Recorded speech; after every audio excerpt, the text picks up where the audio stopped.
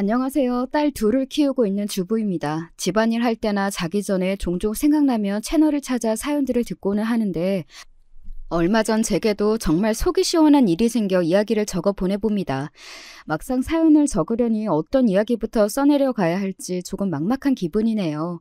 일단은 저희 친정 가족들 얘기부터 하려 합니다. 저는 두 자매 중에 차녀로 태어났어요. 언니와는 2살 터울입니다. 저희 언니는 몸이 많이 아팠어요. 소아암 환자였거든요. 병은 언니가 학교 입학을 막 준비하기 시작했던 7살 무렵 찾아왔습니다. 처음 어머니께서는 언니가 그저 감기에 걸린 줄로만 알았다고 하셨어요.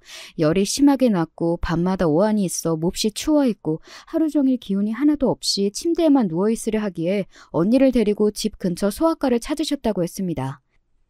한창 감기가 유행할 환절기였기에 별 의심 없이 감기약을 받아와서 일주일 넘게 약을 먹이는데 전혀 차도가 없었어요. 오히려 점점 증상이 심해져갔고 밤에는 몸이 펄펄 끓는 통에 잠도 한숨 제대로 못 자는 날들이 이어졌습니다. 부모님께서는 그냥 감기라기엔 너무 증상이 심한 것 같다. 내일은 큰 병원에 데려가 보자 상의를 하셨고 그렇게 날이 밝기를 기다리던 중이었어요. 언니는 갑작스레 기침을 하며 각혈을 했고 숨을 제대로 쉬지 못하며 캑캑거리는 소리를 냈습니다. 호흡곤란이 온 것이었어요. 얼굴은 점점 창백해지고 작은 몸이 덜덜 떨렸습니다. 부모님께서는 너무나 놀라 구급차를 불렀고 잠들어 있던 저를 깨워 아무렇게나 옷을 입혀 품에 안은 채 병원으로 향하셨어요. 병원에 도착하자 간호사들과 의사들이 달려들어 응급조치를 했고 각종 검사 끝에 너무나 충격적인 결과를 듣게 되었습니다. 병원에서는 언니가 급성 백혈병에 걸렸다고 했어요. 백혈병은 소아암 중 절반 이상의 비율을 차지하는 병입니다. 원인은 정확히 알려진 바가 없어요. 유전적인 요인, 환경적인 요인 여러 가지가 있을 수 있겠지만 현재까지로는 원인은 알아내 미리 예방할 수 있는 방법이 없습니다. 성인이라면 매년 건강검진을 통해 일찍 발견하고 조기에 치료를 할 수도 있겠지만 소아암의 대부분은 병세가 많이 진행된 후에야 발견된다고 해요. 아이들이 아프다고 해봤자 설마 우리 아이가 소아암 같은 중병에 걸렸겠어 하고 진지하게 생각하지 않는 경우가 대부분이니까요. 언니는 그날로 병원에 입원을 했고 부모님께서는 깊은 죄책감에 빠지셨습니다. 아이가 아프다고 했을 때 조금만 더 신경을 기울였더라면, 처음 열이 올랐을 때 바로 큰 병원에 데려왔었더라면, 병원에서는 소아암의 발생 원인은 불명이고 가족력에 의해 유전되는 경우나 잘못된 생활 환경 탓에 발병하는 일은 매우 드물다며 부모님을 위로했지만 그런 말들이 귀에 들어올 리가 만무했습니다. 아이가 조금만 아프거나 힘들어해도 모든 게 본인 탓인 것처럼 가슴이 찢어지는 게 부모 마음인데 암이라니, 백혈병이라니 하늘이 무너지는 기분이었을 겁니다. 저도 딸 둘 낳아 부모가 되어보니 그 당시에 부모님 마음이 얼마나 아프셨을지 생각만 해도 가슴이 미어집니다. 한 가지 희망적인 소식이 있었다면 주로 4세에서 7세 사이에서 발병하는 소아암인 급성 백혈병은 생존 확률이 70%에 육박하다는 사실이었습니다. 흔히들 부작용이 많은 항암치료 약물을 성인도 아닌 어린아이가 잘 견딜 수 있을까 생각하겠지만 오히려 어린아이들이 항암 약물의 부작용을 더 적게 보이는 경우가 많다고 합니다. 병원 측에서는 더 자세한 것은 검사를 해봐야 알겠지만 그래도 아주 절망적인 상황만은 아니니 너무 좌절하지 마시고 보호자분들이 마음을 더 굳게 먹으셔야 한다 부모님을 격려했습니다. 그렇게 언니의 소아암 투병 생활이 시작되었습니다. 작은 기업을 운영하시던 아버지 덕에 이전까지는 제법 넉넉하고 여유로운 삶을 살던 저희 가족의 일상은 송두리째 뒤바뀌게 되었어요. 어머니께서는 24시간 내내 언니 곁을 지키시며 병원에 살다시피 하셨고 언니 하나만을 간호하기에도 벅차셨기에 겨우 5살 배기였던 저까지 신경 써주실 여력이 없었어요. 저는 아침부터 오후까지는 유치원이 끝나면 저녁 시간까지 아이들을 돌봐주는 보육원에 맡겨져 있다가 집에 돌아가고는 했는데 아버지의 퇴근 시간이 번번이 늦어져 가장 늦게까지 보육원에 남아있었어요. 아주 어렸을 적의 기억이라 생생히 남아있지는 않지만 보육원 선생님께서 아버지와 통화를 하시며 곤란한 기색을 보이셨던 모습이 어렴풋이 생각나요. 저를 돌봐주실 만한 가까운 친척도 없었고 그렇다고 5살짜리 아이를 집에 혼자 둘 수도 없고 아버지 회사에 데리고 있을 수도 없었기에 남은 방법은 병원에 계신 어머니께서 언니 병간호를 하며 저까지 돌봐주시는 것뿐이었습니다. 그렇게 어머니께서는 보육원이 끝나는 시간에 맞춰 저를 데리러 오셨고 항상 몹시 지치고 힘들어 보이는 얼굴이셨던 기억이 나요. 병원에 있는 동안 어머니께서는 본인은 언니 하나만을 돌보기에도 할 일이 너무 많고 이곳은 우리들만 쓰는 공간이 아니라 다른 환자들도 같이 있으니 절대 민폐를 끼쳐서는 안 된다. 항상 이 소파에만 앉아있고 모든 행동은 엄마의 허락을 받고 해야 한다. 제게 단단히 주의를 주셨습니다. 하지만 겨우 5살짜리 아이가 그 모든 상황을 어떻게 이해할 수가 있었겠어요.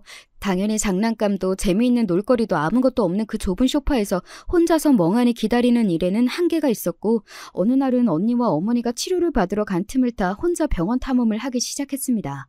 언니가 병원에 입원해 있던 기간은 3, 4년 남짓이었어요. 그 기간 동안 집처럼 병원을 드나들긴 했지만 너무나 어렸을 적의 일이기에 그 공간에 대한 자세한 기억은 거의 남아있지 않습니다.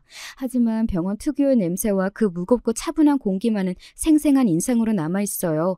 5살짜리의 눈으로 보기에 병원은 신기하지만 무서운 곳이었습니다. 영화에서나 볼 법한 커다란 기계들을 몸에 주렁주렁 매달고 있는 사람, 바퀴가 달린 컴퓨터, 이상하게 생긴 치료실, 꼭 마녀의 성 같기도 하고 못된 마법사의 저택 같기도 했어요. 지나다니는 사람들의 얼굴은 모두 어두워 보이고 간호사나 의사선생님들은 항상 바쁘게 뛰어다니고 사람이 눈앞에서 쓰러지는 모습도 봤고 복도 의자에 앉아 오열하는 사람들의 모습도 봤어요. 어렸던 제가 그 모든 상황을 제대로 받아들이지는 못했지만 한 가지 확실한 것은 그 공간에 존재하던 모든 사람들은 행복하지 않았다는 사실입니다. 아직까지도 제 기억에 선명하게 남아있는 아이가 한 명 있어요. 그 아이가 앓고 있던 병과 이름 같은 것들은 전혀 기억이 나지 않지만 머리카락이 하나도 없던 걸로 미뤄보아 그 아이도 언니와 같은 항암 치료를 받고 있었던 것 같습니다. 제 또래의 남자아이였는데 몹시 겁이 많은 친구였어요. 다시 돌이켜 생각해보자면 겁이 많았다기보다 치료를 받고 있으니 할 수 있는 일이 많이 없었던 것이었겠죠. 그 아이는 저희 언니 옆옆 침대를 쓰는 아이였는데 언니와 엄마가 치료를 받으러 병실을 비운 사이에 얘기를 나누다 친해지게 되었어요. 그 아이는 병원 밖의 세상에 대해 전혀 모르는 친구였고 저는 매일같이 유치원에서 있었던 일을 조잘조잘 얘기해주곤 했습니다. 그러던 어느 날 유치원에서 받아왔던 젤리 하나를 나누어 주었는데 그 친구는 자기는 이런 거 먹으면 안 된다. 엄마가 먹으면 큰일 난다고 했다 거절했지만 저는 겨우 이런 젤리 하나 먹는다고 무슨 큰일이 나겠냐 큰 소리를 떵떵 쳤어요. 결국 그 친구는 제가 준 젤리를 먹었고 몹시 좋아했던 기억이 나요. 그 뒤로 한동안은 언니의 병세가 심해져 어머니께서 병원에서 저까지 돌봐주실 여력이 없어졌기에 보육원이 끝나면 아버지 손에 이끌려 집에 돌아가야 했습니다. 당연히 병원에 갈 새가 없었고 그 아이를 만날 수도 없었어요. 어렸을 적의 아버지 모습을 떠올려보면 항상 지쳐 보이는 미소를 짓고 계셨던 것 같아요. 아마 제게는 티를 내지 않으려고 애쓰셨겠지만 회사 일이며 언니 일이며 쉬운 일이 하나도 없으셨겠지요. 그 와중에 이런 저까지 챙기셔야 했으니 얼마나 삶이 지치고 힘드셨겠어요. 그래도 저희 부모님께서는 사이가 좋으셨습니다. 적어도 제 앞에서는 단 한 번도 서로 언성을 높이며 싸운 적이 없어요. 보통 아이가 아프면 부부끼리 싸울 일이 많아지기 마련이잖아요. 당장 저만 해도 첫째 딸이 달리기를 하다 넘어져 크게 다쳤던 적이 있어요. 그 일로 다리뼈에 금이가 한 달여간 입원을 하게 되었는데 아이가 아프고 입원까지 하니 너무 정신없고 챙길 일이 많더라고요. 그만큼 남편과 말다툼도 자주 하고 서로 부딪힐 일이 많이 생겼었던 기억이 있습니다. 겨우 다리에 금이 간 정도로도 그렇게 언쟁이 자주 생기는데 부모님께서는 어떻게 사이가 그리 좋으셨던 건지 아직까지도 참 대단하다 생각하고 감사하다 느끼는 부분입니다. 한 달여가 지나 다시 병원으로 돌아갔을 때 그 아이의 침대는 비워져 있었어요. 어머니께 여쭤보니 아이의 병세가 완쾌되어 퇴원을 했다고 말씀하셨습니다. 그때는 그 말을 철석같이 믿었어요. 분명 많이 아파 보이는데 그 사이에 다 나았다니 참 다행이다. 바깥 세상을 궁금해했었는데 이제 그렇게 원하던 놀이동산도 가고 유치원도 다니겠구나. 저까지 깊었었던 기억이 납니다. 조금 더 나이가 들고서야 소아암같이 큰 병이 한 달 만에 나을 수 있는 병이 아니라는 걸 알게 되었어요. 그 아이가 죽었을지 아니면 병세가 악화되어 중환자실로 옮겨졌을지 아니면 어머니 말씀대로 정말 기적처럼 병이 완쾌가 되었을지 시간이 훌쩍 지나버린 지금은 알 수 없게 된 사실이지만 적어도 저는 후자라 믿고 있습니다. 그 아이가 지금은 저처럼 다 자란 어른이 되어 좋은 부인도 만나고 건강하고 행복하게 잘 살고 있을 거라고 생각해요. 치료 초반만 해도 약물 반응이 좋아 차도가 있었던 언니의 병세는 기대와 다르게 날이 갈수록 더 심해져만 갔습니다. 함께 병원에서 지내던 또래 아이들은 하나둘 퇴원을 하고 상태가 좋아져 가는데 언니는 계속 더 허약해져만 갔어요. 독한 항암 약제를 사용해 치료를 받고 있으니 또래 아이들보다 성장 속도도 더뎠습니다. 비슷한 나이대 아이들보다 10cm 이상 키도 작았고 몸무게도 20kg가 되지 않았어요. 당시 학교에 막 입학했던 2살 터울의 저보다도 작고 마른 상태였습니다. 어머니께서는 그런 언니를 보며 몹시 안타까워하셨어요. 너무나도 작고 연약한 아이가 매일매일 독한 약을 맞으면서 고통을 호소하고 울고 괴로워하는 모습을 보는 것이 얼마나 마음이 찢어지셨겠어요. 어린 제 눈에 비친 언니의 모습은 꼭 해골 같았어요. 언니는 거의 뼈가 보일 정도로 가죽만 남아 앙상한 상태였고 머리카락은 다 빠져 항상 모자를 쓰고 있었습니다.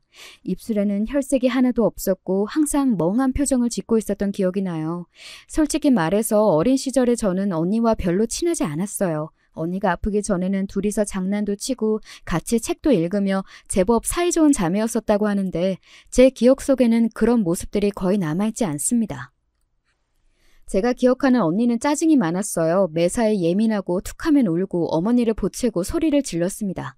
당연한 일이었죠. 그 어린아이가 고통스러운 치료를 견디면서 어떻게 부모를 보채지 않고 덤덤하게 현실을 받아들일 수 있었겠어요. 언니는 저를 몹시 부러워했습니다. 아파서 병원 밖으로 나가지도 못하는 자신과 다르게 매일같이 학교에 다니며 또래 친구들과 어울려 뛰어노는 저를 정말 부러워했어요.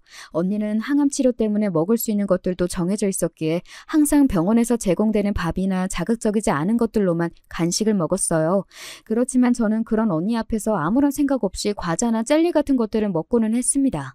어머니께서는 언니가 속상해할까봐 제게 일부러 과자를 사주시지 않으셨지만 어머니 몰래 가끔가다 친구들에게 받은 것을 병원에 가져가 먹기도 했거든요. 언니는 그런 저를 보며 그 과자는 무슨 맛이냐 물었어요. 저는 언니 속도 모르고 이 과자는 새콤달콤한 맛이 난다. 이 과자는 꼭 떡볶이 같다. 해맑게 대답하고는 했습니다. 그러면 언니는 떡볶이는 무슨 맛이냐고 되물어왔어요. 그런 모습을 어머니에게 들키면 어머니께서는 저를 아주 호되게 혼내셨습니다. 너는 언니가 불쌍하지도 않냐. 언니도 그런 간식들을 얼마나 먹고 싶겠냐. 아픈 언니를 위해서 네가 좀 더 배려를 해야지. 이해를 해야지. 부모님께서는 언제나 제게 언니는 아프니까 라는 말을 달고 사셨어요. 어른이 된 지금에 와서야 부모님의 심정이 이해가 되지만 당시 철이 없던 저는 오히려 아픈 언니가 부러웠습니다. 어렸을 적부터 부모님께서는 줄곧 저보다 아픈 언니가 먼저였어요. 저는 언제나 언니에 밀리는 뒷전 신세였고 부모님께서는 항상 제게 언니는 아프니까 네가 이해하고 양보해야 하는 거라고 말씀하셨습니다. 물론 저도 언니가 안쓰럽게 느껴지기는 했어요. 어쩌다 병원에서 자고 가는 날이면 새벽에 통증을 호소하며 일어나 피를 토하고 발작을 일으키는 언니를 보고 겁이 나기도 하고 눈물이 쏟아지기도 했습니다. 언니의 바짝 마른 몸과 생기 없는 눈동자를 보며 어린 마음에도 많이 힘들어 보인다는 생각을 했었어요. 그런 마음과는 별개로 한편으로 언니를 미워하는 마음도 점점 커져갔습니다. 정확히 말하자면 언니를 미워했다기보다는 언제나 저보다 언니를 먼저 챙겨주시는 부모님에 대한 원망이었어요. 그렇지만 차마 부모님께는 그런 원망스러운 마음을 드러낼 수 없었습니다. 지금도 이미 나보다 언니를 더 사랑하시는데 내가 부모님한테 그런 원망 섞인 이야기를 꺼내면 나를 더 미워하시지 않을까 하는 걱정 때문이었어요. 결국 그런 가시돋친 마음은 애꿎은 언니에게로 향했습니다. 언니가 아프지 않았더라면, 언니만 없었더라면 그런 나쁜 생각들이 들었고 어린 저는 날이 갈수록 언니에게 까칠하고 못되게 굴기 시작했어요. 그날은 아마 학교에서 학예회가 있던 날이었던 것 같아요. 저는 학기 내내 반 친구들과 함께 춤 연습을 했고 부모님께 열심히 연습한 춤을 보여드릴 생각에 몹시 설렜던 기억이 납니다. 다른 집 부모님들은 캠코더며 카메라며 각종 촬영 기기들을 들고 학교를 찾으셨지만 예상하신 대로 저희 부모님께서는 제 학예회를 보러 오지 못하셨어요. 너무 속상했던 저는 그날 처음으로 언니에게 언니는 왜 아파서 우리 가족을 이렇게 힘들게 하는 거냐며 화를 냈고 어머니께서는 그 말을 듣고 제 등을 거세게 내리치셨어요. 어머니께서 그렇게 무섭게 화를 내셨던 기억은 그날이 처음이자 마지막입니다. 병실 밖으로 저를 끌고 나오신 어머니께서는 제 어깨를 붙잡고 한참을 우셨어요. 그런 어머니의 모습을 보니 저도 너무 속상해져 엉엉 울었던 생각이 납니다. 2학년이 되었을 즈음에는 이전처럼 매일같이 병원에 가지는 않았어요. 학교가 끝나면 방과 후 수업을 들었다가 방과 후 수업이 끝나면 피아노 학원이나 미술 학원 등 각종 학원에 가서 수업을 듣고 날이 어두워질 즈음 학원으로 저를 데리러 오신 아버지의 손을 잡고 집으로 돌아갔습니다. 아버지께서는 저와 저녁을 함께 드시고 다시 회사에 나가시거나 집에서도 바쁘게 업무를 보셨어요. 집에 있는 시간 대부분을 혼자서 보냈고 당시 제 유일한 친구는 텔레비전이었어요. 지금 생각해보면 2학년이라 하더라도 겨우 9살 먹은 어린아이인데 철이 조금 일찍 들었던 것 같기도 해요. 다른 친구들은 집에 부모님이 없는 것을 부러워했어요. 부모님이 계시지 않으면 언제든 원할 때 텔레비전도 보고 컴퓨터 게임도 하고 원하는 간식을 마음껏 먹을 수 있는 것이 아니냐고요. 실제로도 그랬습니다. 뭐든지 제가 원하는 대로 다 할 수 있었으니까요. 그렇지만 저는 그런 생활이 그렇게 즐겁게 느껴지지 않았어요. 제가 원했던 것은 자유롭게 간식을 먹고 텔레비전을 보는 생활이 아니라 가족들끼리 오손도손 한 식탁에 모여 단란하게 저녁을 먹고 밤 산책을 나가는 그런 평화로운 일상이었습니다. 저는 점점 가족들 사이에서 소외감을 느끼기 시작했어요. 외톨이 같다는 생각이 들었습니다. 부모님께서는 나를 사랑하지 않으셔서 내게 이렇게 관심이 없으신 거야. 나보다 언니를 훨씬 사랑하시는 거야. 하는 삐뚤어진 생각이 끊임없이 들었고 그 생각들은 곧 확신이 되었습니다. 결국 제가 집을 나가도 부모님께서는 저를 찾지 않으실 것이라는 말도 안 되는 생각까지 하게 되었어요. 친구네 집에서 오후 늦게까지 놀던 저는 피아노 학원도 빼먹고 친구와 함께 놀이터에서 날이 저물 때까지 신나게 뛰어놀았어요. 날이 어두워지자 친구 어머니께서 친구를 찾으러 놀이터로 오셨고 어두컴컴해진 놀이터에는 저 혼자만이 남게 되었습니다. 그때까지도 아무도 저를 찾으러 오지 않았고 역시 내 생각대로 부모님께서는 내가 사라지든 말든 신경도 안 쓰시는구나 하는 생각이 들었어요. 그렇게 밤이 늦도록 집에 돌아가지 않고 놀이터 그네에 앉아 괜히 심술을 부렸습니다. 점점 주변이 조용해지고 완전히 깜깜해지자 어린 저는 덜컥 겁이 났어요. 이제 그만 집에 돌아가야겠다는 생각에 자리에서 일어나는데 놀이터 입구에서 어머니가 눈물로 범벅이 된 얼굴로 저를 향해 뛰어오고 계셨습니다. 어머니 얼굴을 보니 덜컥 겁이 났어요. 어머니께서 저를 몹시 혼내실 거라고 생각했거든요. 하지만 어머니께서는 저를 꼭 끌어안으시고 한마디도 없이 그저 끄끄대며 눈물만을 흘리셨어요.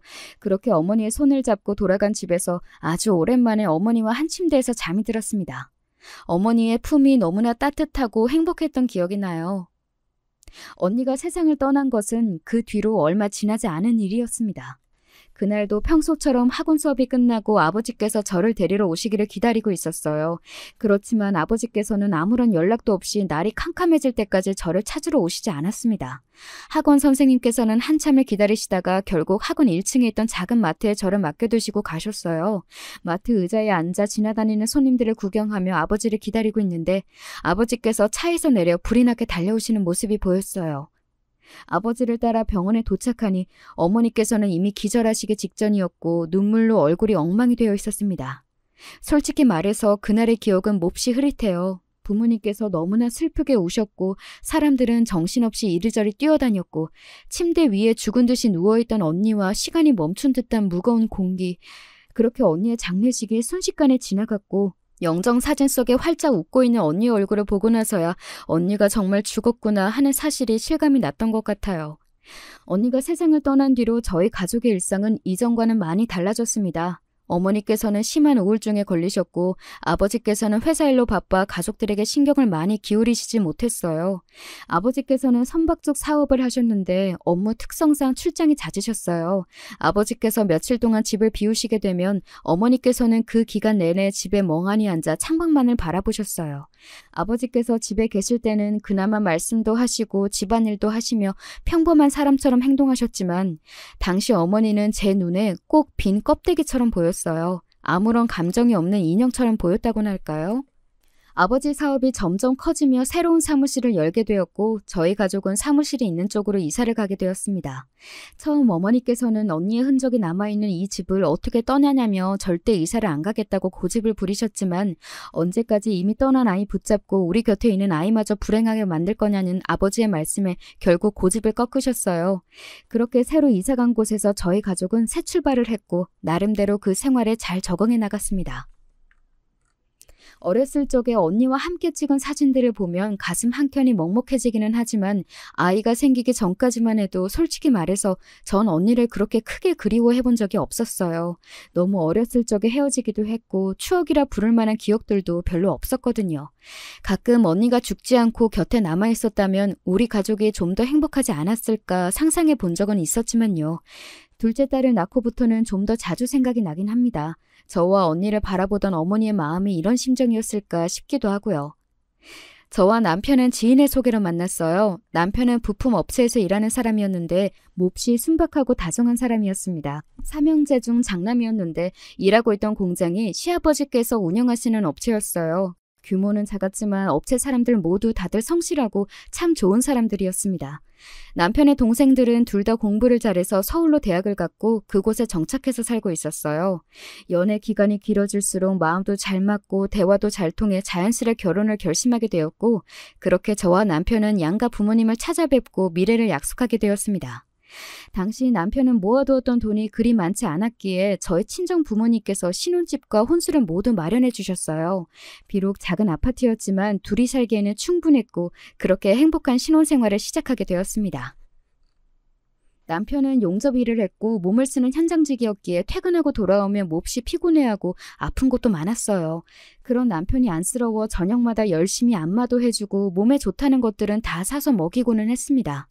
당시 업체에는 시아버지와 남편을 포함해 10대 명의 직원이 계셨는데 저는 매일같이 그분들의 도시락을 싸갔어요.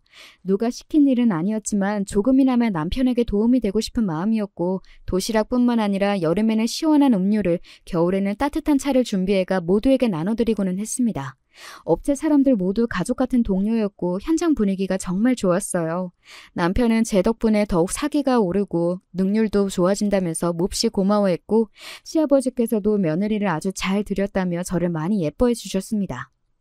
그러면서 중간중간 업체에 어려움도 있었고 좋지 못한 일도 있었지만 직원들 모두 으쌰으쌰하며 열심히 이겨냈어요. 점점 업체 규모도 커지고 직원도 많이 늘어나게 되며 업무 환경이 많이 개선되었습니다. 매일같이 납품 기한을 맞추기 위해 야근하며 교대 근무를 했었지만 작업 규모도 커지고 직원들이 늘어나니 업무도 수월해지고 벌이도 좋아졌어요. 형편이 넉넉해지니 낡은 차도 바꾸고 주말에는 가끔 둘이서 연애 때처럼 여행도 다니고 행복한 나날들이 이어졌습니다.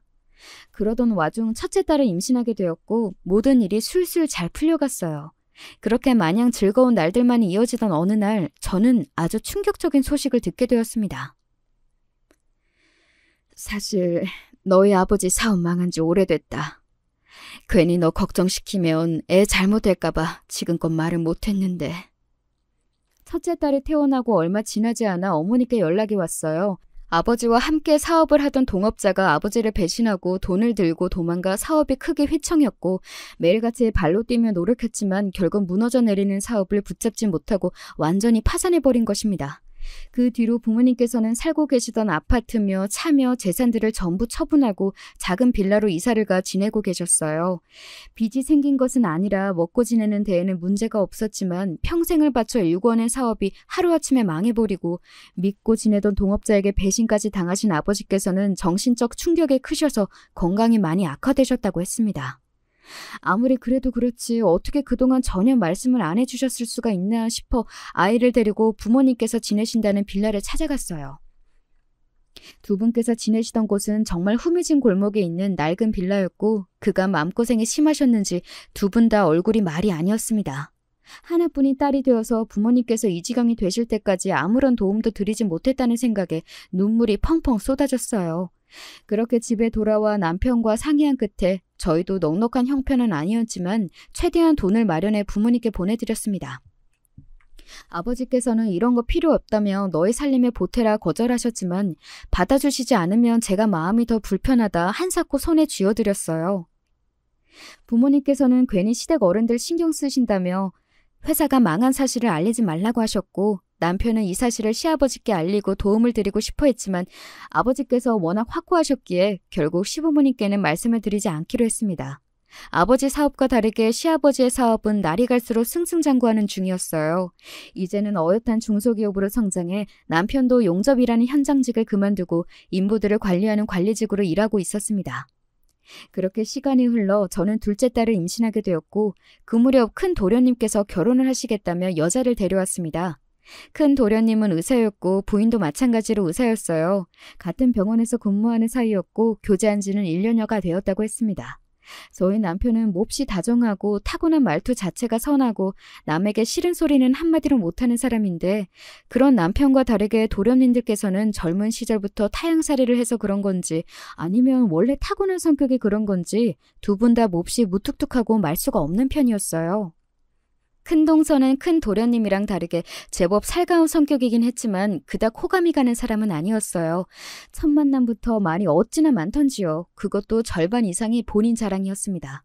본인이 얼마나 예쁘고 관리를 잘하는지, 본인 집안이 얼마나 잘 사는지, 도련님께 얼마나 잘하는 여자친구인지 묻지도 않은 것들을 줄줄이 늘어놓더라고요. 거기서 그치면 그나마 다행이지만 은근히 사람을 하대하기까지 했어요. 처음에는 형님이란 소리에 살살 웃으며 친절하게 대하더니 집에서 애 키우고 살림한다는 말에 갑자기 눈빛이 싹 변하며 저를 좀 무시하는 눈치였습니다. 얼마 지나지 않아 뒤이어 작은 도련님도 결혼하겠다 여자를 데려왔는데 큰 동서 소개로 만난 사람이라고 했습니다. 작은 동서는 큰 동서의 의대 동기였고 서울의 한 성형외과에서 일하고 있었어요. 딱 봐도 냉랭한 인상에 말수가 적었고 몹시 까칠한 여자였습니다. 좋은 집안에서 교육 잘 받고 자란 콧대 높은 도시 여자 같았어요. 큰 도련님 내외는 결혼하면서 고향으로 돌아와 둘이서 병원을 개업했습니다. 시아버지께서 금전적으로 많이 도와주셨다고 들었어요. 남편은 제게 조금 미안해하는 눈치였습니다. 저와 남편이 결혼할 때는 시댁에서 아무런 지원도 받지 못했었으니까요. 그렇지만 전 딱히 섭섭하게 생각하지 않았어요. 아마 시아버지께서는 저와 남편이 결혼할 당시 형편이 넉넉하셨다면 큰 동서네와 마찬가지로 우리를 도와주시고도 남으셨을 뿐이라 생각했습니다. 큰 도련님 내외는 병원 근처 고급 아파트에 신혼집을 차렸어요. 물론 부러운 마음이 아예 없는 것은 아니었습니다. 저희 아파트와 평수만 해도 1.5배 가까이 차이가 나고 겉으로 보기에도 화려한 아파트였으니까요. 그렇지만 전혀 질투가 나지는 않았어요. 다들 각자 수준에 맞게 사는 거라고 생각했고 저희 아파트도 친정 부모님께서 마련해 주신 충분히 좋은 아파트였으니까요. 좋은 마음으로 큰동서에게 전화를 걸어 축하해주며 집들이는 언제 하냐 물어봤는데 병원 개업으로 너무 바빠 집들이를 할 시간이 없다며 예정이 없다고 하더라고요. 그렇구나 하고 넘어갔는데 나중에 알고 보니 시부모님만 모시고 집들이를 했다고 했습니다. 동서 집들이 했다며 왜 말 안 했어? 하고 가볍게 물어보니 큰동서는 갑자기 하게 돼서 경황이 없어 저희에게까지는 연락을 못했다 답했어요. 그때까지만 해도 그 말을 곧이 곧대로 믿었습니다. 어느 날은 큰 도련님께서 좋아하시는 반찬을 많이 해서 가져다 주려고 병원으로 찾아갔어요. 물론 미리 연락을 못한 것은 제 잘못이지만 저를 본 큰동서의 표정이 너무나 떨떠름하더라고요. 그런 동서에게 갑자기 찾아와서 미안하다 사과를 하며 반찬을 좀 많이 했는데 큰 도련님이 이걸 좋아하신다고 들어서 잠깐 들러서 주고 가려고 했다. 반찬만 내려놓고 서둘러 병원을 나왔어요. 나중에 큰 도련님께 반찬 잘 드셨나 물어보니 금시초문이라는 표정으로 반찬을 먹은 적이 없다는 겁니다. 그래서 저번에 병원에 찾아가 큰 동서에게 건네줬었다 얘기하니 애매한 얼굴로 아마 집사람이 잊었나 보네요 하고 답하더라고요. 그때부터 뭔가 이상한 기분이 들었습니다. 아무래도 큰동서가 날 별로 안 좋아하는 것 같다. 난 형제 자매도 없고 가까이 지내는 친구도 별로 없으니 동서와 잘 지내고 싶었는데 내가 뭘 잘못했나 싶다 남편에게 이야기를 꺼내니 남편은 에이 당신이 오해하는 거겠지. 재수씨가 우리를 안 좋아할 이유가 뭐가 있겠어? 하며 대수롭지 않게 여겼어요. 그러다가 큰동서가 임신했다는 소식을 듣게 되었고 이번에야말로 좀 더 가까워지고 싶다는 생각에 좋은 마음으로 임신 선물을 준비했습니다. 비싼 선물들은 아니었지만 제가 임신했을 때 잘 쓰던 물건들로 열심히 골라 준비했어요. 친구에게 선물 받았던 튼살 크림이 있었는데 저렴한 가격에 다른 유명 브랜드 제품들보다 효과가 좋아서 첫째, 둘째 임신했을 때 모두 잘 사용했었거든요. 둘째 임신했을 때는 입덧이 정말 심했었는데 그때 도움을 많이 받았던 입덧 캔디도 담았고요. 그 외에 자잘하게 유용한 선물들 위주로 예쁜 종이백에 담아서 시어머니와 함께 큰동서의 집을 찾아갔습니다. 걱정과는 다르게 동서는 몹시 기뻐하며 제 선물을 잘 받았고 그 모습을 보니 내가 그동안 정말 오해했던 거구나 싶었어요. 그렇게 집에 돌아왔는데 그날 저녁 큰도련님에게 전화가 왔습니다. 사실은 집사람이 조금 불편해서요. 이런 선물도 좀 그렇다고 하고요. 차라리 좋은 거 하나 딱 선물해 주시지. 무슨 잡동사니 모험도 아니고 쓰고 남으신 물건을 남아주신 것 같다고 기분 나빠하네요. 병원 불쑥 찾아오시는 것도 불편하고 굳이 반찬 같은 거 필요 없다고도 하고요. 좋게 생각하라 말하긴 했는데 이 사람이 워낙에 예민한 사람이라 이제 애도 생겼고 형수님께서 이해 좀 해주세요. 전혀 예상하지 못했던 말이었고 너무나 당황스러운 마음에 일단 사과를 하고 끊었는데 생각을 해보니 너무 속이 상했어요. 물건들은 하나부터 열까지 다 새 것이었고 도움이 되는 선물을 주고 싶다는 생각에 꼼꼼하게 골라준 것들이었는데 병원도 자주 찾아간 것도 아니고 어쩌다 한두 번 찾아가 반찬들 챙겨준 게 다였는데 그게 그렇게 불편했나 싶기도 했고요. 그렇지만 동서가 그렇게 느꼈다니 할 말이 없었고 그 뒤로는 먼저 연락하는 일 없이 지내게 되었습니다. 시댁 모임 같은 게 있으면 큰동서는 항상 늦게 도착해서 제가 다 차려놓은 밥상에 숟가락만 얹고 예의상으로라도 설거지는 제가 하겠다 말을 꺼낸 적이 없었어요. 그러면서 은근슬쩍 이런 일은 저보다 형님이 잘하시죠 하며 떠넘기고요.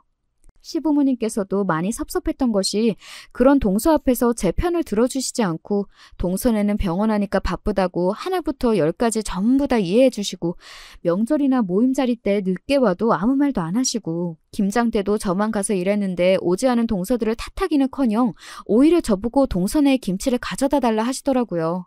솔직히 너무 섭섭했습니다. 돈만 잘 벌면 다인가 싶고 동서들은 돈도 많고 선물도 척척 잘 사주니 예뻐하시는 건가 싶었어요. 그동안 곁에서 잘 모시고 했던 것들이 아무 소용도 없게 느껴지더라고요. 참 이럴 때 맘 터놓고 얘기할 수 있는 사람이라도 있으면 좋았을 텐데 친정 부모님께서는 사업 잘못되신 뒤로 어렵게 지내고 계시고 제가 경제적으로 그리 넉넉하지 않으니 도움도 크게 못 드리고 안 그래도 힘드신데 겨우 동서들이 눈치 주는 것 가지고 투덜대기도 그렇고 말씀드린다 하더라도 니네 언니라도 살아있었으면 이럴 때 덜 외로웠을 텐데 하실까봐 혼자 속으로 막 끙끙 앓았습니다. 그러다 작은 동서도 고향으로 내려오게 되었어요. 작은 도련님은 건설 쪽 일을 했는데 이쪽 근처 아파트 공사의 관리직을 맡게 되어서 장거리 부부가 될 뻔했다가 작은 동서가 병원 옮기면서 같이 내려올 수 있게 되었다고 하더라고요. 그렇게 삼형제가 모두 한 지역에 모여 살게 되었습니다. 앞서 말했듯 둘째 동서는 되게 무뚝뚝하고 냉정한 성격이에요. 작은 동서 내외가 고향으로 내려오게 되었다는 소식에 시아버지께서는 몹시 반가워하셨고 자주 왕래하며 잘 지내고 싶어 하시는 눈치였지만 작은 동서는 시아버지께서 동서를 부르실 때마다 이런저런 불편하다며 거절하기 일쑤였어요. 그러다 겨우겨우 나온 자리에서는 저희 남편과 작은 도련님을 비교하며 저희 남편을 까내리더라고요. 어쩌다 일 이야기가 나와서 제가 둘 다 현장에서 일해본 경험이 있으니 이야기가 통하겠어요 하며 맞장구를 쳤는데 작은 동서가 말을 딱 자르더니 저희 남편이랑 본인 남편은 다르다며 정색을 하는 겁니다. 아주버님께서는 현장에서 일하는 인부였고 저희 남편은 그런 인부들 관리하는 사람인데 전혀 다른 일이죠. 그런 동서의 반응에 민망해 그래도 같이 몸쓰는 일하는 사람들이잖아요. 그리고 저희 남편도 지금은 관리직이래요 하고 덧붙이니 그래도 엄연히 다른 직업이라며 그렇게 싸잡아 말씀하시는 거 불편하다고 하길래 괜히 싸움 날 것 같아 입을 다물었습니다. 시부모님께서도 불쾌해하시는 눈치였어요. 작은 동서가 그런 식으로 제멋대로 구니 그래도 이전까지는 시댁 행사에 얼굴이라도 비추던 큰 동서도 작은 동서를 따라 은근슬쩍 발을 빼기 시작했어요. 그동안 큰 동서만 예뻐하시고 저는 나몰라라 하시던 시어머니께서는 이제와 저만 찾으시며 제게 역시 맏며느리가 최고다, 나머지는 필요 없다 하소연하시고 제게 다른 며느리들 흉을 보시고 필요한 일이 생기면 언제든 저만 부르시고 아주 친딸이 따로 없었습니다. 남편한테 은근슬쩍 얘기를 꺼내봤지만 남편은 그래도 당신이 제일 잘하는 며느리니까 당신을 제일 예뻐하시니까 어머니도 그러시는 거겠지 하며 속편한 소리만 하고 천성이 선하고 다정한 사람이라 그런지 애초에 나쁜 쪽으로는 생각을 못하더라고요. 작은 동서에게 면전에서 그런 얘기를 들어놓고도 화는커녕 바보처럼 허허 웃기만 하니 저 혼자서만 소가리를 꽤 많이 했습니다. 동서들의 무시는 거기서 끝이 아니었어요. 명절 같은 때 시댁에 모이면 은근슬쩍 저를 깔아내리기 일쑤였습니다. 형님께서는 집에서 놀고 먹어서 좋겠다느니 그래도 아주버님이 성격이 좋으셔서 별 불만 없이 지내셔서 다행이다. 남자가 능력이 없으면 성격이라도 좋아야지. 이러면서 밑도 끝도 없이 사람을 무시하고 능력이 없으니 그 나이 먹고 독립도 못하고 아버지 회사에서 일하는 거 아니겠냐. 속 긁는 소리를 해댔어요. 애써 부글부글 끓는 속을 참으며 그런 거 아니다. 어렸을 적부터 그런 현장 일에 관심이 있었는데 마침 아버지께서 그런 일을 하셔서 자연스럽게 돕게 된 거다. 남편이 마음만 먹었으면 아버님 회사가 아니라 더 큰 회사에 더 좋은 대우 받으면서 일할 수도 있었다 얘기했지만 동서들은 한 귀로 듣고 한 귀로 흘리는 눈치였습니다. 본인 욕하는 건지도 모르고 남편은 웃으며 아버지께서 마침 이런 사업을 하셔서 다행이죠. 속 없는 소리나 해대고 있고요. 그래도 큰 동서 한 명만 있을 때는 어떻게든 참을만 했는데 작은 동서까지 와서 둘이 합세해 사람을 무시해대니 배로 짜증나고 너무 스트레스가 심했습니다. 적어도 시부모님께서는 제 편일 것이라 생각했는데 그런 상황에서도 동서들에게 별 말씀을 하지 않으셨어요. 언제나 돈 잘 벌어오는 전문직 동서들은 그래 바쁘니까 요즘 젊은 애들은 할 말 다 하면서 사니까 이러면서 이해해 주시고 저는 조금만 잘못하거나 시부모님께서 섭섭해할 만한 행동을 하면 바로 호통을 치시며 혼내시니 섭섭한 마음이 들지 않을 수가 없었습니다. 아무리 돈 잘 벌어오는 며느리가 좋다고 한들 집에서 살림만 하는 게 쉬운 일도 아닌데 거기다 저희 집은 애도 2명이나 있고요. 신혼 시절부터 남편 내조도 정말 열심히 했고 회사 직원들도 사모님 아니었으면 일 그만뒀을지도 모른다고 다들 입을 모아 말해줬을 정도로 저도 나름대로 열심히 노력한 것 같은데 시댁 식구들 특히 시아버지께 정말 많이 섭섭했습니다. 친정 부모님께는 차마 털어놓지도 못하고 언니 납골당에 자주 찾아가곤 했어요. 어렸을 적부터 오히려 나이를 좀 먹고 나서부터 언니가 더 그리워졌던 것 같습니다. 찾아가서 언니 앞에서 편안하게 속마음 터놓고 아무한테도 못하는 이야기도 넋두리 쏟아내듯 하고 그러고 나면 마음이 좀 편해졌어요. 한편으로는 언니한테 미안한 마음도 들었습니다. 어렸을 적에 철없이 멋모르고 했던 말들이 후회되기도 했고요. 그때로 돌아가 한 번만 더 만날 수 있다면 정말 미안하고 사랑한다는 말을 해주고 싶었어요. 그렇게 언니 납골당에 다녀오면 언니 대신 내가 더 힘내서 언니 목까지 잘 살아야지 하는 생각이 들어서 마음을 다잡을 수 있는 계기가 되기도 했습니다. 그러다가 시아버지 칠순이 찾아왔습니다. 요즘은 칠순잔치 없이 식구들끼리 밥만 먹고 간단히 지나가는 경우도 많다던데 아무래도 사업하시는 분이고 하다 보니 사회적 체면도 생각해서 크게 하고 싶어 하셔서 잔치를 하게 되었어요. 예상했던 대로 동서들은 다들 바쁘다고 이런 거 준비할 시간 없다 발을 빼서 하나부터 10까지 다 제가 준비하게 되었습니다. 요즘은 어떤 식으로 칠순잔치를 하는지 어디서 하는지 되관할 장소부터 시간, 식사, 답례품까지 전부 저 혼자 알아보고 예약하고 준비하고 정신없이 알아보느라 골머리 아프고 준비하면서 스트레스도 많이 받았어요. 전부 다 준비해서 동서들에게 가격 알려주며 돈만 보내라 연락하니 무슨 칠순잔치 하는데 돈을 이렇게 많이 쓰냐며 너무 유난 떠시는 거 아니냐. 형님이 혼자 준비하셨다고 우리한테 돈 더 많이 내라고 하는 건 아니냐며 성질 긁는 소리를 해대길래 나 같았으면 윗사람이 혼자 고생했으면 미안해서라도 먼저 돈은 제가 더 낼게요 할 것 같은데 지금 장난하냐며 화를 버럭 내버렸습니다. 결국 한 푼 차이도 없이 셋이 돈 똑같이 부담했고 잔치 규모가 좀 크다 보니 잔치 준비에만 돈이 많이 들기도 했고 얼마 전에 시부모님 결혼기념일이었는데 모시고 좋은 곳으로 여행을 다녀오느라 돈이 좀 깨졌어서 용돈은 100만 원만 하기로 했어요. 솔직히 그것도 적은 금액은 아니라고 생각했습니다. 다른 집들은 어찌하는지 모르겠지만 저희 형편에 100만 원이면 차고 넘치는 금액이고 애초에 액수를 높일까 고민했던 것도 동서들은 아마 더 많이 하겠지 싶어서 비교되기 싫어서 그런 것도 있었어요. 그렇게 칠순잔치 당일이 됐고 동서들은 자기들은 아무것도 준비 안 했으면서 잔치 장소가 구리네, 음식의 맛이 없네 궁시렁대면서 이래저래 불평만 늘어놓았고 저는 그런 동서들 때문에 아침부터 심기가 불편한 상태였습니다. 큰 동서가 형님 용돈을 얼마나 준비하셨어요? 하고 묻길래 동서가 알아서 뭐하게 한마디 해주려다가 그래도 100만 원 정도면 꿀리지는 않겠지 싶어 100만 원 했다고 대답해주니 작은 동서랑 둘이서 코웃음을 치더라고요. 잔치 준비한다고 그렇게 유난이란 유난은 다 떠시더니 100만 원이요? 그래도 시아버님이 명색의 회사 사장님이신데 맏며느리가 돼서 좀 더 신경 좀 써주시지. 그러니까요. 수준 떨어지게. 그 말을 듣는 순간 정말 너무 화가 났습니다. 표정 관리가 도저히 되질 않아서 그날 찍은 사진들을 보면 다 무표정 그 자체예요. 그래도 자리를 망칠 수는 없으니 입술 꽉 깨물며 손님들 배웅 다 하고 잔치 끝나자마자 시아버지께 가서 저 더 이상은 맏며느리 노릇 못하겠다고 그동안 동서들이 저한테 했던 푸대접들과 시부모님의 섭섭한 행동들 전부 쏟아내듯 다 말했어요. 시부모님은 너무 놀라셔서 아무 말씀도 못하시고 멀뚱멀뚱 쳐다만 보시고 동서들도 당황한 눈치였습니다. 남편은 옆에서 하지 말라고 말리는데 솔직히 전 그때 눈에 뵈는 게 없었어요. 내가 고작 이런 대접 받으려고 그동안 시댁에 헌신했나 싶기도 하고 동서들도 밉상이었지만 사실 제일 섭섭했던 것은 시부모님이었습니다. 그렇게 잔치 마무리고 뭐고 다 내팽개치고 그대로 남편이랑 딸들을 데리고 바로 집으로 돌아왔어요. 다음날 일어났는데 아침부터 시아버지가 집에 찾아오셨습니다. 기껏해야 전화나 문자 정도는 하실 거라고 생각했는데 집까지 찾아오실 줄은 정말 몰랐어요. 화가 많이 나셨나 싶어 걱정했는데 시아버지께서는 담담한 목소리로 먼저 사과를 해오셨습니다. 그동안 제가 정말 친딸처럼 곁에서 너무 잘해줘서 본인이 익숙해졌던 것 같다며 제가 그동안 시댁에 시집와서 얼마나 잘했는지 다 알고 있다. 사람이 참 간사하다고 제가 잘하면 잘할수록 바라는 게 더 많아졌던 것 같다. 어느 순간부터 맏며느리로서 그 정도는 하는 게 당연하다 여겼고 제 소중함을 몰랐던 것 같다.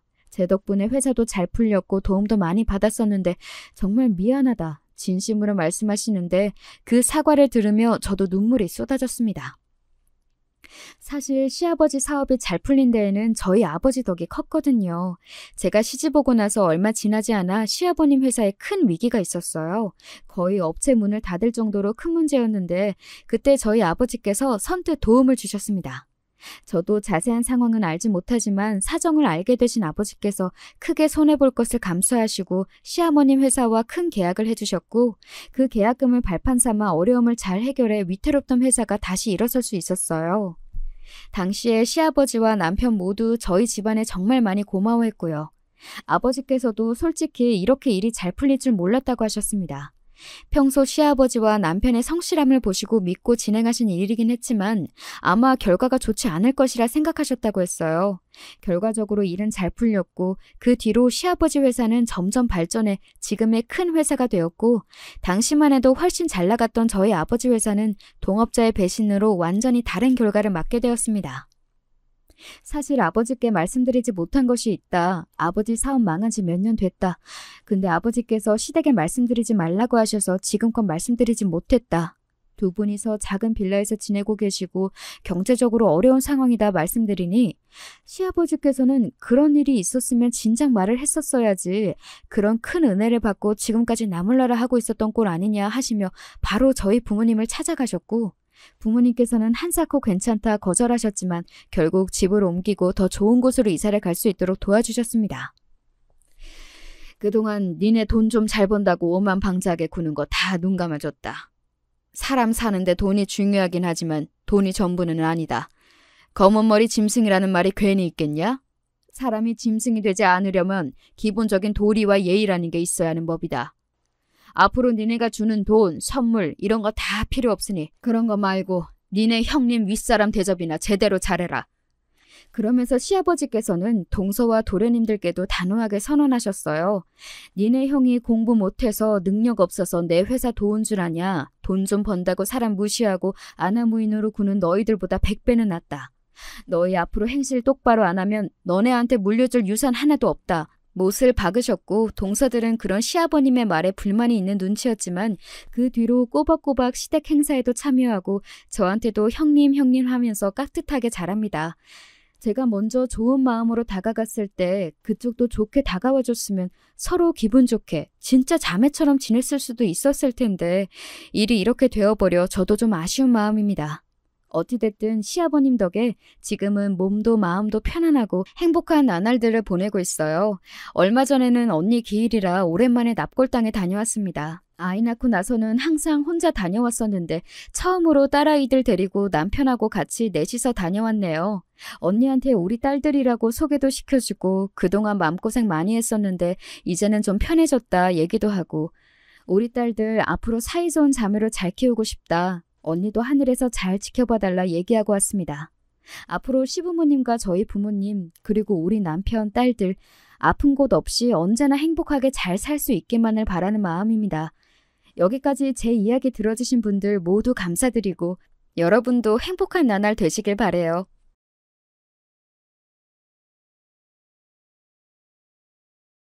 안녕하세요. 전 사연에 빠지다 열혈 여성 애청자입니다. 전 원체 친가 쪽이 꽤 잘 사는 편이었습니다. 반면에 외가는 보통 혹은 조금 어려운 수준을 왔다 갔다 했던 집안이었고요. 친정엄마께선 가정 형편 때문에 이런저런 고생을 좀 하며 사셨고 학교도 중학교까지만 나오셨어요. 23세 아버지 만나 25세 결혼하셨습니다. 두 분께서 결혼하신 해에 태어난 첫째가 언니예요. 둘째가 오빠, 그리고 살짝 늦둥이 딸로 제가 태어났고요. 저희 삼남매의 특징 중 가장 두드러지는 건 오빠는 아들이라고 온갖 대우와 대접을 받으며 컸다는 사실입니다. 그 문제로 열이 받은 언닌 그 분노를 공부로 풀었어요.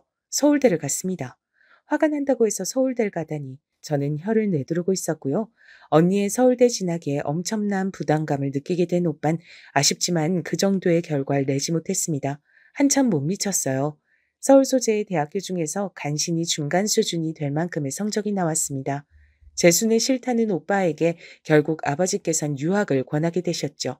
엄마께선 2억 말리 외국에 어떻게 보내겠냐며 걱정돼서 안 된다고 하셨고요. 그때 언니가 눈이 뒤집어졌죠.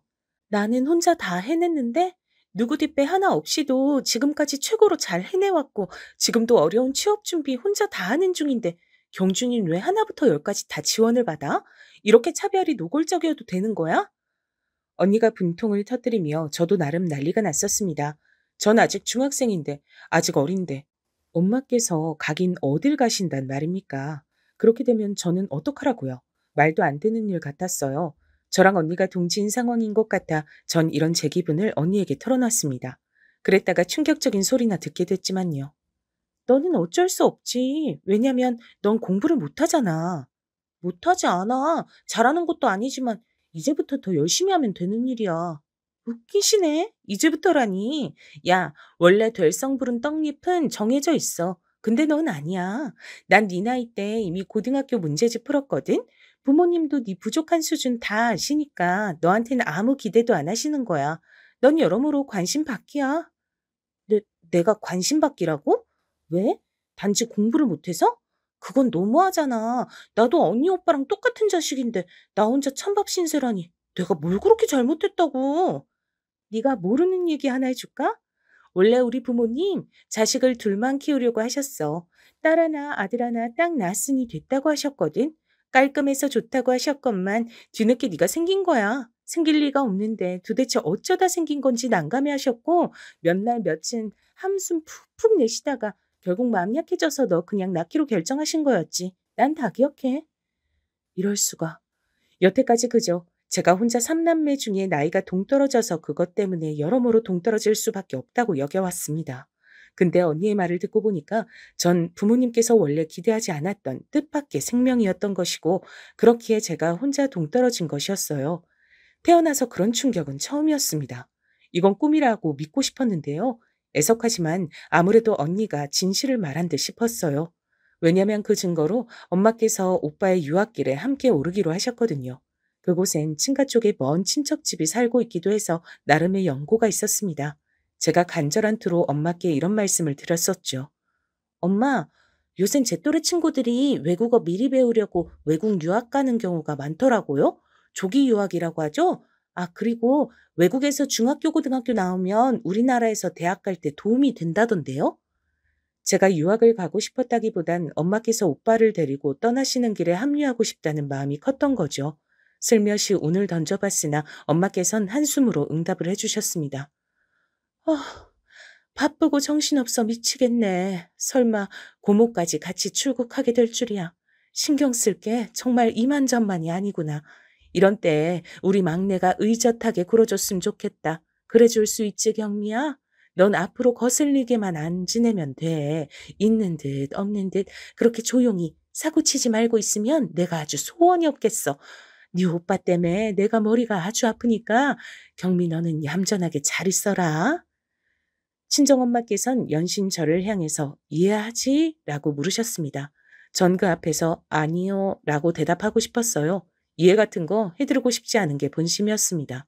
살면서 전 소외감을 한두 번 느껴온 게 아니었단 걸 그 순간 깨달았죠. 느껴온 소외감이 축적되어 있었어요. 엄마께선 오빠와 떠나시고 난 뒤 전 서서히 열이 받기 시작했습니다. 언니는 열받은 걸 공부로 풀었고 전 노는 걸로 풀었던 거죠. 있는 듯 없는 듯 얌전하게 지내라고? 그런 소리 들으니까 진심으로 그렇게 굴기가 싫어지는데 어떡하지? 저의 반항기는 그렇게 시작됐습니다. 제 멋대로 학교 생활을 하기 시작했어요. 하필이면 노는 거 좋아하는 애들과 새로 한반이 되는 바람에 더욱 본격적으로 제 일탈이 시작됐고요. 공부가 뒷전인 건 당연했죠. 가족들은 저를 가장 후순위로 두었고 저에게 무관심했으나 친구들은 달랐습니다. 제가 가진 고민을 진지하게 들어줬고 제 기분을 언제나 살펴줬죠. 친구들이 최고로 느껴졌어요. 교복을 멋대로 수선해서 입고 다니고 머리하고 화장하는 것에 온 정성을 다 쏟았던 시기였습니다. 당연히 선생님들의 눈밖이 나기 시작했죠. 선생님들께서 으름장을 놓으시며 너 그러면 부모님께 알린다 라고 하실 때면 제가 웃었습니다. 엄마는 저희 오빠 따라서 외국 가셔서 안 계시고요. 아버진 제가 어느 학교 다니는지도 모르시는데요.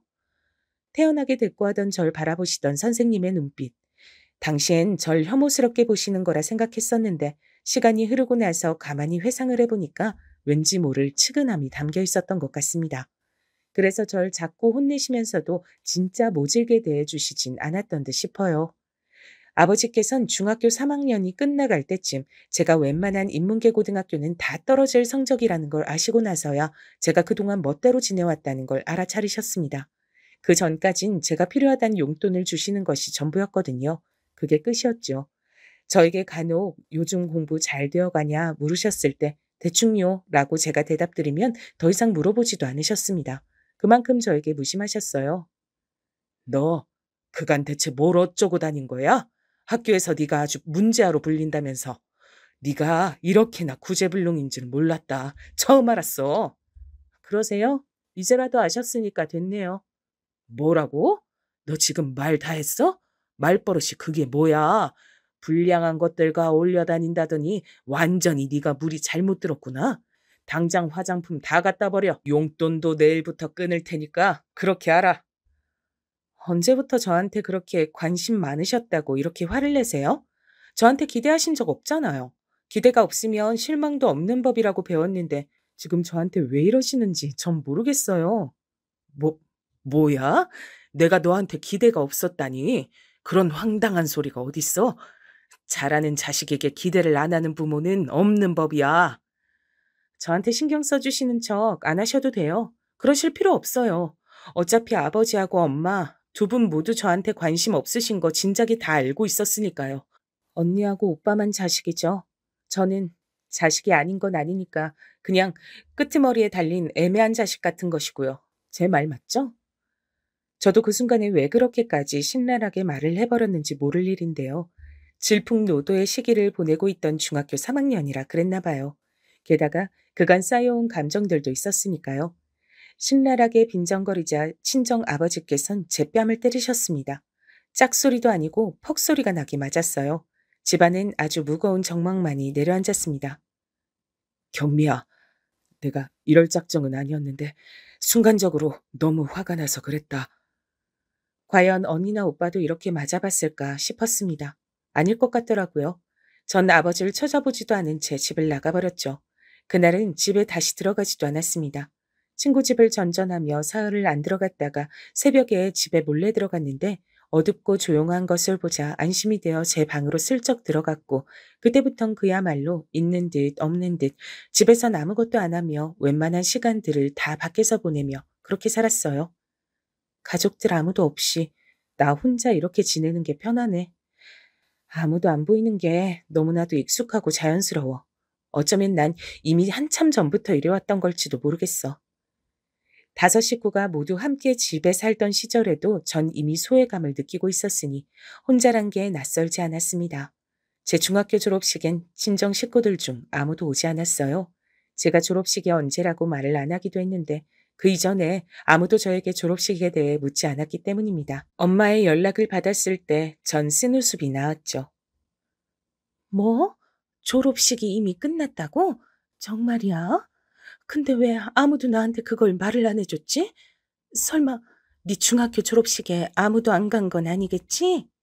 그 설마가 맞아요. 그리고 전 이게 새삼스럽지도 않네요. 경미야, 내가 정말 너한테 너무나도 미안하다. 변명의 여지가 없어. 근데 네 오빠가 요새 스트레스가 너무 심해서 나도 정신이 쏙 빠져 있었지 뭐니. 변명의 여지가 없다고 하시면서 잘만 변명을 하시는 것에 저는 힘이 쭉 빠졌습니다. 전화를 일방적으로 끊어버렸어요. 그러자 다음날 웬일로 언니가 따로 얘기 좀 하자면서 절 부르더라고요. 친정엄마께 연락을 받은 것이 틀림없어 보였죠. 전 언니가 잔소리를 할 것이라고 생각해서 귀찮아하고 있던 그때였습니다. 부모님은 네가 사춘기를 너무 심하게 겪는다고 생각하시더라. 근데 난 너에게 정식으로 사과하고 싶은 게 있다는 생각이 들어서. 사과라고? 언니가? 나한테? 그럴 일이 뭐 있는데? 예전에 내가 너한테 했던 말 있잖아. 사실 그거 진짜로 부모님이 널 그렇게 여기신다는 게 아니라 그냥 내가 되는 대로 짓거린 소리였어. 경준이보다 나의 취급이 못하다는 게 견딜 수가 없어서 적어도 막내인 너보단 내가 낫다는 걸 확인받고 싶어서 치졸한 승리감을 느끼고 싶어서 그랬었어. 사실 부모님은 네가 생겼을 때 무척 좋아하고 기뻐하셨거든. 이건 친가나 외가나 가리지 않고 친척분들께 물어보면 확인받을 수 있을 거야. 그게 진짜 사실이니까. 뭐? 그러면 나한테 거짓말했다는 거잖아. 난 그때 머릿속도 복잡하고 생각도 많을 때라 언니가 해준 얘기 듣고 제대로 엇나가기 시작했었는데 네가 그럴 줄은 몰랐지. 진심으로 미안해. 내가 너무 못나게 굴었어. 이제 와서 미안하다고 하면 다인 건지 계속 농락당하는 것 같아서 기분이 나빴습니다. 거짓말 때문에 부모님을 속으로 단단히 오해하고 있었던 것도 민망하고 죄송했어요. 몇 달이 지나고 엄마께선 귀국을 하셨습니다. 오빠의 공부가 많이 남았든 어쨌든 상관없이 그냥 돌아온 거라고 하셨어요. 친가에선 왕자가 걱정된다며 성화였지만 친정엄마께선 꿈쩍 않으셨습니다. 경준이 나이가 벌써 몇인데 내가 객관적인 그 숫자를 보지도 못하고 그저 품 안의 자식이라 여기며 끼고 돌려고 했던 것 같아. 경이는 어려서부터 워낙 철저하게 혼자 잘하는 애였고 내 관심사는 경준이한테만 몰렸었지. 그리고 다들 우리 왕자 해가면서 경준이 위하니까 나도 거기 휩쓸려 갔나 봐. 그래선 안 됐던 건데 우리 막내 경미가 소외감 느끼고 외로워하는 줄도 모르고 경미도 당연히 자기 언니 따라서 성격이 그렇겠거니 넘겨짚으면서 혼자 알아서 하는 애일 거라고 여겼던 엄마 자격이 미달인 내가 부끄럽게 느껴진다. 경미야, 그간 내가 너무 미안했어. 이 부족한 엄마 용서해 줄래? 이건 정말 한치의 거짓도 없는 진심이야. 엄마께서 그렇게 말씀해 주셨을 때 전 그간 참아온 울음을 터뜨렸죠. 어설프게 해봤자 성적이 잘 안 나오면 스스로도 상처를 입을까봐 전 공부에 손을 놓은 지 꽤 됐었어요. 자신감도 떨어져 가고 친구들과 놀러 다닐 때면 불안감을 잊을 수 있으니까 그렇게 지냈었죠. 하지만 근본적인 해결책은 아니었던 겁니다. 전 그간 속으로 외로웠단 점, 그리고 친정 부모님과 언니, 오빠를 한 발짝 멀리 떨어져서 바라보는 구경꾼의 심정이 된 것 같았다고 솔직하게 털어놨습니다. 엄마께서도 사실은 내심 잘나고 똑똑한 언니와 일찍이 양가 사랑 독차지하고 자란 오빠를 보며 성과를 내며 보람을 주는 자식이 정상인 것이란 생각을 하신 시기가 있었다고 밝히셨어요.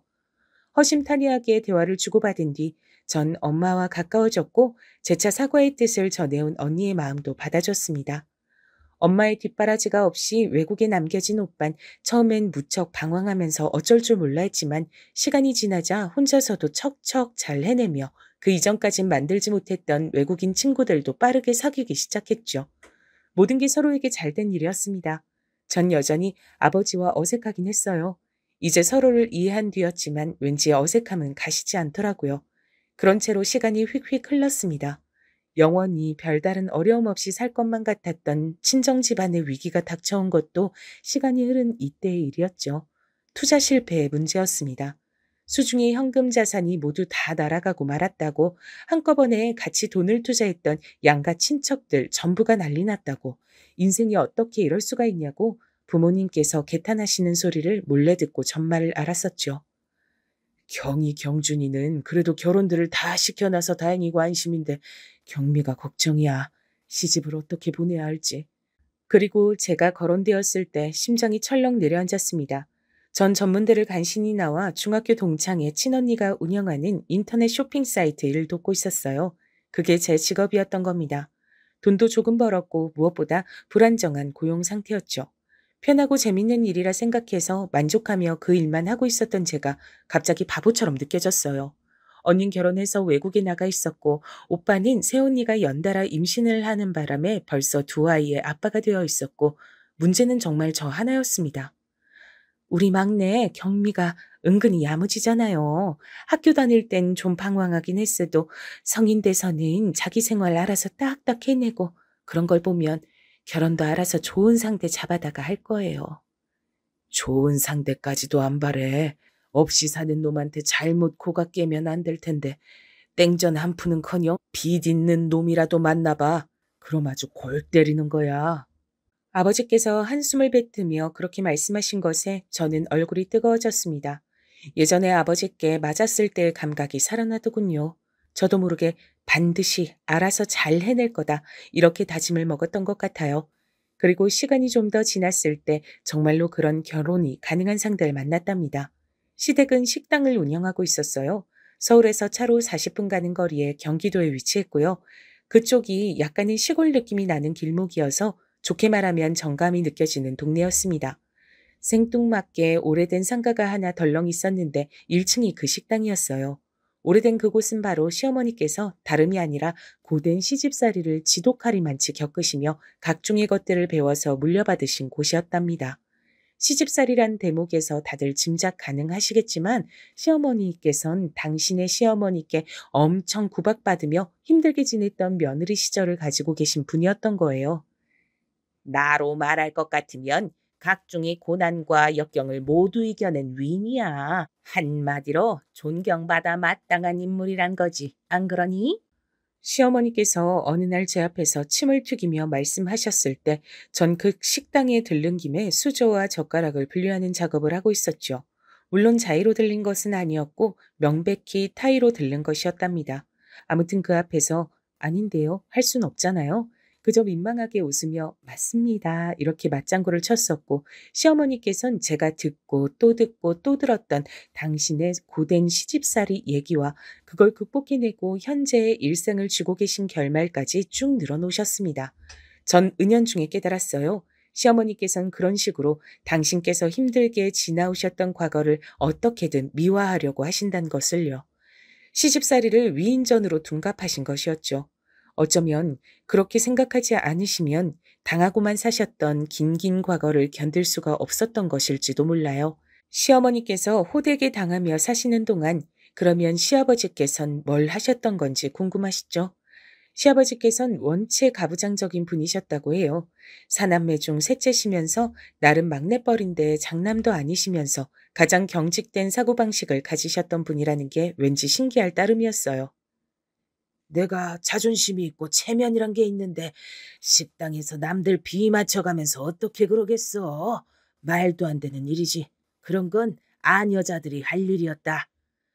그러면서 뒷짐만 지고 계셨던 겁니다.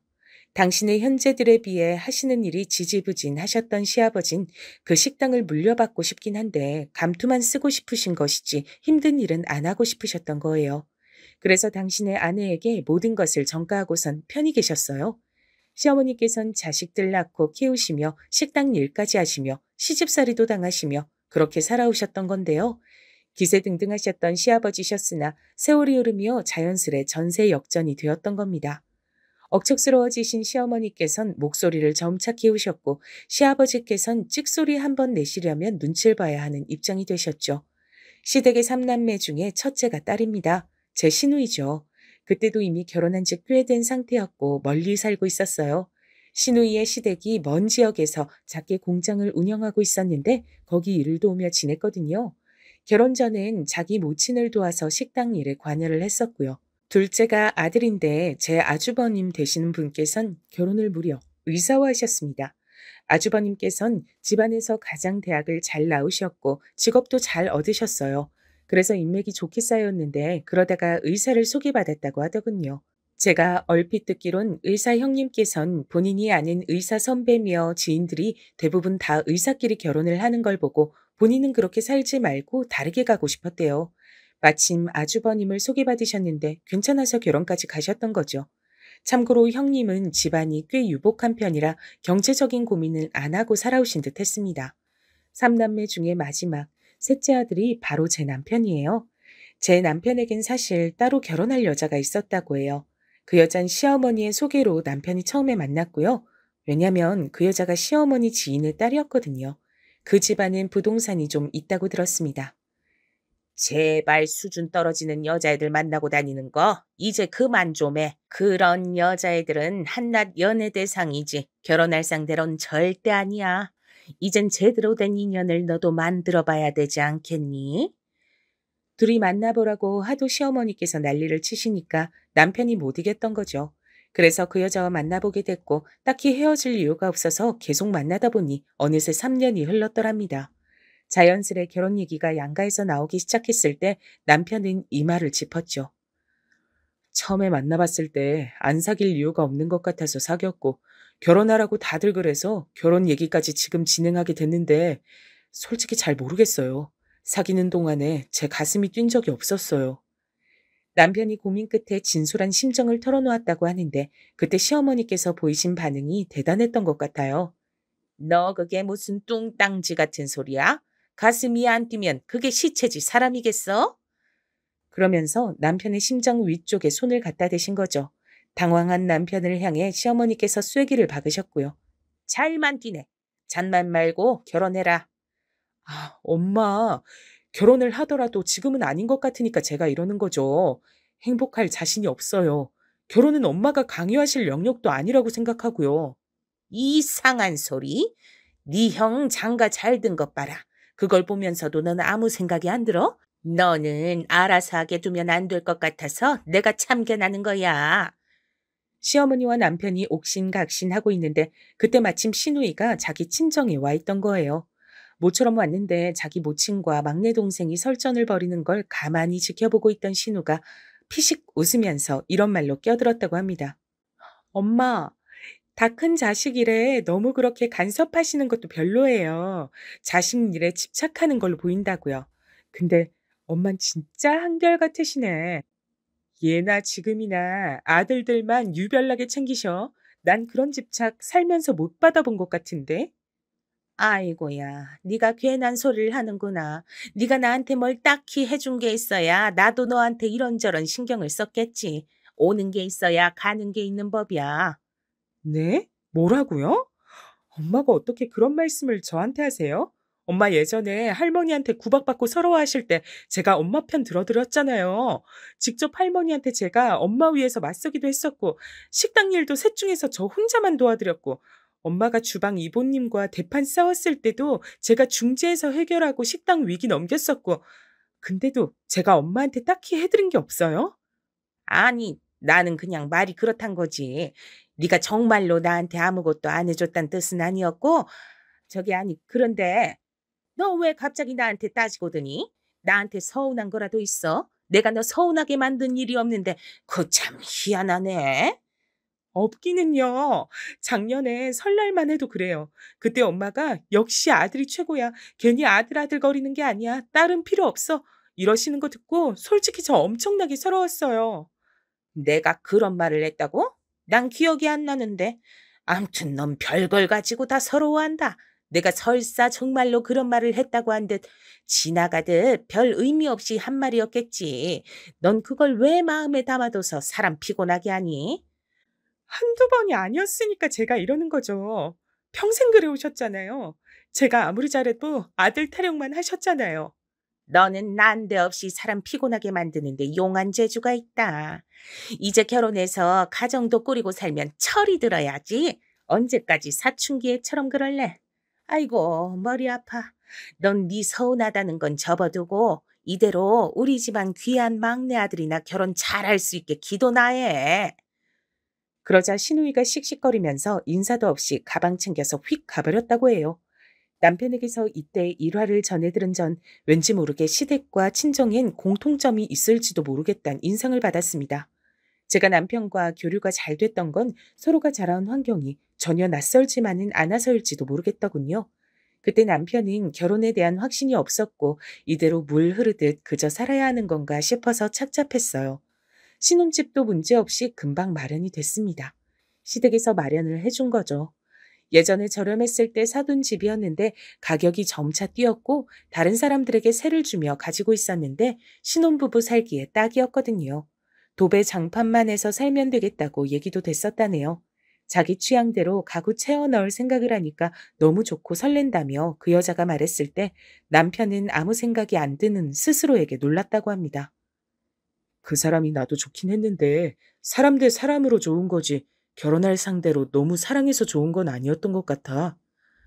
그런데 사람 대 사람으로 좋은 감정도 사라질 일이 곧 생겼던 겁니다. 그 여자가 다른 남자와 불장난을 저지른 거예요. 그 여자가 결혼한다는 소식을 듣고 옛 남자가 찾아왔는데 못 떨쳐내고 술자리 가졌다가 그렇게 됐다고 하더군요. 얼마나 눈이 돌아간 상태였으면 조심성도 없이 숙박업소를 향하는 것도 이웃 주민에게 목격을 당했고 아침 새벽에 나오는 것도 일찍 운동 나가시던 다른 이웃 주민에게 또 목격당했을까요? 소문이 금세 퍼졌죠. 당연히 파혼이었습니다. 시어머니께서는 뒤집어지셨고요. 반면에 남편은 잠잠했는데 딱 한 가지를 강하게 말했다고 합니다. 엄마, 이제 저한테 결혼의 기억자도 꺼내지 마세요. 그리고 나한테 일절 간섭하지 마세요. 시어머니께선 당신이 직접 연결해준 여자가 그런 만행을 저질렀으니 입이 10개라도 하실 말이 없었던 거예요. 결국 남편에게 알았다 답하신 거죠. 그리고 시어머니께선 또 한 번 당신의 의사 며느리를 기특하고 대단하게 느끼셨습니다. 이런 때에 만약 내가 의사 며느리 안 뒀어봐 얼마나 심란했겠어. 존재만으로도 위안이 되는 그 이름 의사 며느리였습니다. 남편은 자기가 오랫동안 새 인연을 못 만날 줄로 여겼다네요. 어쩌면 영영 못 만날 거라 생각하기도 했고요. 그러나 확신할 수 있는 건 인생에서 아무것도 없는 것 같습니다. 절 만났으니까요. 남편은 처음에 저를 만난 자리에서 제 얼굴을 딱 보자마자 왠지 이 여자하고 결혼하게 될 것 같다. 이렇게 느꼈다고 해요. 신기한 건 저도 그랬단 거예요. 남편을 보면서 느낌이 왠지 무효하다. 이 남자를 오래오래 볼 것 같다 싶었거든요. 모든 게 준비가 다 되어 있으니까 저한테 몸만 와도 된다고 말하는 남편의 말에 제가 푹 빠졌습니다. 제가 알아서 하나부터 열까지 다 해결하는 결혼 같았으니까요. 신이 나서 친정에 결혼하겠다고 알렸고 여기까진 괜찮았는데 시댁 쪽의 반응이 처음에 별로였죠. 제가 고등학교를 여상 나왔고 대학은 전문대 나왔다고 하니까 시부모님의 안색이 확 어두워졌거든요. 일은 어디 다니냐고 물어보시기에 인터넷 쇼핑 사이트 관리하는 작은 사무실 다닌다고 하니까 시어머니께선 현기증 나신다며 신음하셨습니다. 시어머니께선 격이 안 맞는다며 울분을 터뜨리시다가 저 또한 남편처럼 집에서 막내라던데 그러면 위 형제들은 어쩌고 사냐고 물어오셨어요. 그때부터 역전이 됐죠. 언니는 서울대 나왔고 오빠는 외국 대학 졸업장 있다 그러니까 갑자기 조용해지셨어요. 시아버지께선 놀라신 얼굴이었고요. 결혼에 간섭 안 하기로 하셨잖아요. 약속 지켜주세요. 저 그냥 이 사람하고 둘이 행복하게 잘 살도록 응원받고 싶은 마음뿐이라고요. 남편이 옆에서 쐐기를 박았고 시부모님께선 절 반대하실 명분이 없었기에 후딱 결혼이 진행됐습니다. 사실 이때 친할머니께서 계속 편찮으신 와중이었습니다. 투자 실패로 온 집안 사람들이 함께 돈을 날린 것에 충격을 받으신 여파가 컸기 때문이에요. 그래서 부모님께서 신경을 많이 쓰고 계셨는데 다행히 제가 결혼하는 것까진 보고 할머니께서 눈을 감으셨죠. 이런저런 일 때문에 제 결혼에 많이 신경을 못 기울인 것 같다고 친정 부모님께선 미안해 하셨지만 전 오히려 편했다고 말씀드렸습니다. 그게 사실이었고요. 시댁의 가업인 식당에도 종종 나가서 일손을 보태며 지낸다는 저의 얘기는 친정 식구들이 모두 안심하듯 웃음을 지었어요. 이건 사실이긴 했지만 그 안엔 사정이 좀 들어있었습니다. 결혼하자마자 시어머니의 식당 일을 돕게 된 며느리라니 딱 봐도 험난할 것 같지 않나요? 제가 아주 험난한 일상을 보내게 될 줄도 모르고 처음에 자발적으로 식당에 발을 들였으니 몹시도 후회스러웠습니다. 남편은 절 보면서 제가 시어머니와 잘 지내는 것 같다고 해줬는데요. 저는 어리둥절했죠. 이게 잘 지내는 거야? 맞아? 난 잘 모르겠어. 사실 나는 막내딸임에도 우리 부모님과 알콩달콩 살갑게 지낸 사람은 아니었거든. 사실 나도 잘 몰라. 뭐 어떤 게 잘 지내는 건지. 난 항상 우리 엄마를 감당하기 힘든 사람이라고 생각해왔어. 남편도 솔직히 시어머니와 사이좋게 지내본 적은 없는 것 같다며 민망해했습니다. 시어머니께서 자꾸 부르시니까 시간 날 때마다 식당에 가서 여러모로 구박받으며 식당에 이런저런 잡일을 하고 있긴 했는데 이게 잘하고 있는 건지 어쩌다 자꾸만 이렇게 되는 건지 제 스스로가 갈팡질팡했어요. 그런 저에게 신우이가 피식 웃으며 이런 말을 남겼었죠. 우리 엄마 장난 아닌데 아마 버티기 힘들 거야. 네? 정말 그렇게 생각하세요? 그럼 제가 어떻게 해야 할까요? 전 갈수록 진짜 어머님이 저한테 왜 이러시는지 모르겠어요. 막상 제가 식당에 있으면 걸리적거린다고 하시고 자꾸 혼내시면서 제가 다니는 일이 안 바쁜 걸 아시곤 계속 절 식당으로 부르시거든요. 뭐 어쩌라는 걸까요? 나는 내 시댁 공장 일 돕고 있고 의사한테 식당 일 하라고 할 순 없고. 자, 그럼 남은 사람은 하나뿐이잖아? 그, 그게 무슨 소리세요? 그럼 제가 식당을 물려받기라도 한다는 건가요? 그렇게는 생각 안 해봤어요. 좀 당황스럽네요. 한번 진지하게 생각해봐. 암튼 내가 보기엔 우리 엄마가 옳게 제대로 휘어잡으려고 작정하신 것 같으시네. 청천벽력이었습니다. 앞으로도 계속 식당 일을 하면서 지낼 생각까진 없었거든요. 충격받은 저에게 신우이는 시어머니께서 그 식당을 이어받으신 옛 이야기를 들려주었었죠. 그리고 전 시집살이를 호되게 당하셨던 시어머니를 향해서 살짝 동정심이 피어오르기도 했었네요. 왠지 짠했거든요. 그래서 저는 또 바보같이 제가 자라온 이야기도 시어머니께 해드리고 그랬습니다. 저의 취지는 시어머니와 내적으로 가까워지고 싶어서, 그리고 저 역시 힘든 시간들이 있었답니다. 이렇게 알려드리고자 하는 것이었죠. 하지만 시어머니께선 어느 순간부터 당신의 과거 이야기에 제가 지대한 관심을 가지고 있다 여기시곤 계속해서 경험담을 늘어놓으셨어요. 도돌이 피었습니다. 제가 혹시라도 시큰둥한 기색 보이면 큰일 나는 거였죠. 바로 등짝을 후려맞았어요. 시어머니께선 어떤 분이셨냐면, 제가 이만저만해서 학창시절에 방황했다, 숙제 안 해왔다고 손바닥 20대 맞은 적도 있었다 라고 말씀이라도 들으면, 나는 예전에 시어른들한테 20시간 혼난 적도 있었다 라고 대꾸하시는 분이었습니다. 그럼 제가 할 말이 없어졌죠. 무엇보다 절 우습게 여기시는 게 서서히 보였어요. 저한테 항상 여자는 출가 외인이란 말을 강조하시면서 절 친정에 기댈 구석 하나 없는 사람이라고 보셨습니다. 식당 일이나 열심히 배우라고 하셨죠. 제가 식당 일에 애정을 붙였다면 어쩌면 그랬을지도 모르겠어요. 하지만 아니었습니다. 제가 처음에 식당에서 쌀을 씻었을 때 시어머니께서 놀라 달려오셨어요. 집에서 하듯이 쌀을 씻는 게 어디에 있어? 이런 띨띨이가. 큰 밥솥에 쌀 부어서 그 위로 물을 3분 정도 틀어놓고 있으면 끝이었습니다.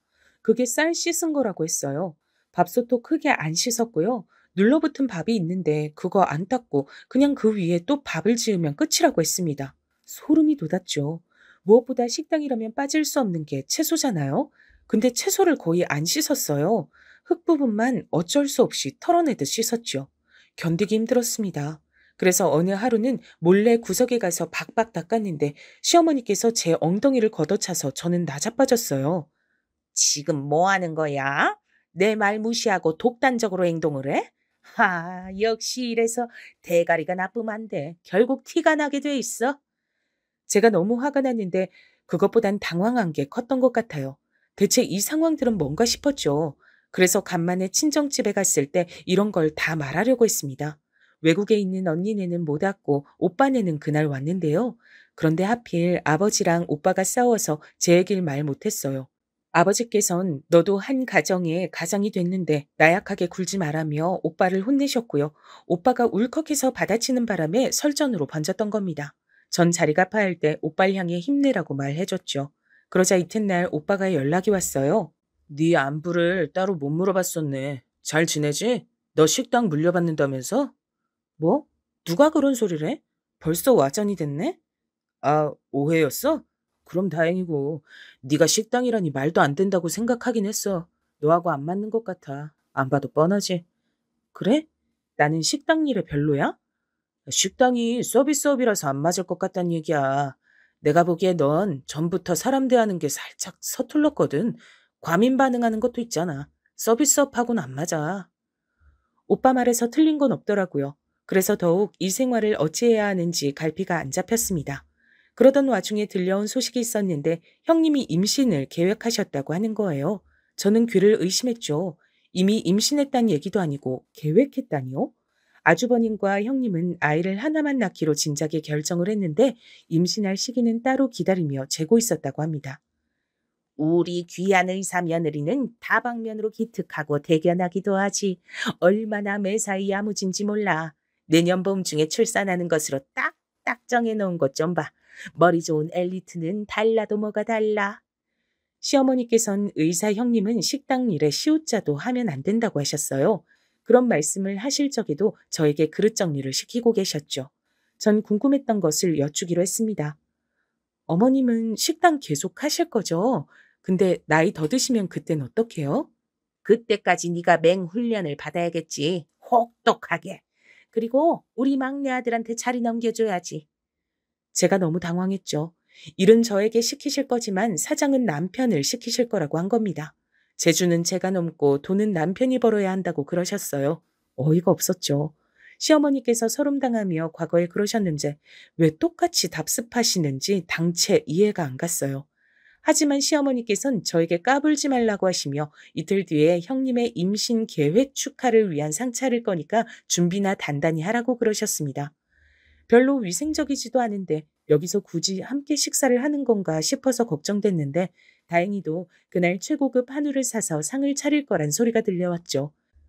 하지만 당일 식당의 뒤편으로 불려간 전 335 몰려들기 시작한 시댁 식구들이 다 함께 둘러앉기 시작했을 때 불 앞에 있어야 했습니다.